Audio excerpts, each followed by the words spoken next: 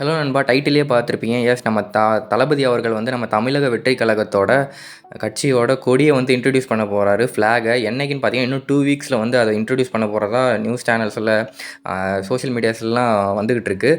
இன்னும் 2 வீக்ஸ்ல வந்து கொடிய வந்து இன்ட்ரோடியூஸ் பண்ண போறாங்க. நம்ம தமிழக வெற்றிக் கழகத்தோட கட்சியினோட ஒரு அஃபிஷியலா கொடிய வந்து இன்ட்ரோடியூஸ் பண்ண போறாங்க. ஃப்ளாக அப்படின்னு சொல்லி ஒரு நியூஸ் வந்து சோஷியல் மீடியாஸ்லயும், நியூஸ் சேனல்லயும் வந்து போட ஆரம்பிச்சுட்டாங்க.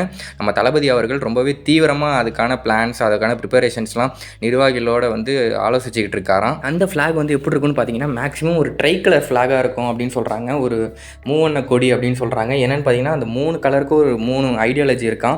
ஸோ அந்த பேசிக் ஐடியாலஜியை வச்சு அந்த 3 கொடி, அதாவது அந்த 3 கலர் உள்ள ஒரு கொடியை வந்து டிசைன் பண்ணியிருக்காங்க அப்படின்னு சொல்கிறாங்க. மேக்ஸிமம் வந்து அது வந்து எப்படின்னா ப்ளூ, ரெட் அண்ட் க்ரீனுன்னு சொல்கிறாங்க. இது எந்த அளவுக்கு உண்மைன்னு தெரில. பட் கொடி வந்து ரெடி ஆகிடுச்சு.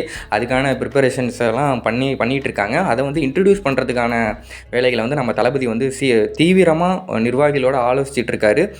அந்த ஃப்ளாகை வந்து ப்ராப்பராக அதை வந்து ஏற்றுறதுக்கு வந்து பர்மிஷன் வாங்கணும்ல. ஸோ அதுக்கான ஒர்க்ஸ்லாம் நடந்துகிட்டு இருக்குது தான்.